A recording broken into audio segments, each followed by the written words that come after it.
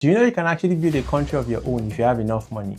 Now, let me tell you a story of how a group of people came together to actually start building a country, but then they couldn't see it through because they ran out of funds. Now, the year was 1967, and then the Nigeria Civil War had started. Led by Colonel Ojukwu, the eastern region had broken away from Nigeria and they had decided that they would create their own country called the Biafra. Now, you need to understand that starting a new country is really expensive, but then it was possible because they had access to vaults and many banks in which they could actually carry hard-earned money and then take it to other countries to buy weapons, uniforms, get food, medicine, and a whole lot of other things pretty much needed to run the country. The Nigeria's Minister of Finance, Obafemi Awolowo, at the time came in consensus with the Nigerian government and said, okay, what can we do? These people are using our own money to fight us. What if we actually render the money completely useless? Now, they actually went into a printing press in the UK and then they had redesigned what the Naira looked like and they printed a whole lot of it and flew it back to Nigeria. And then at this time,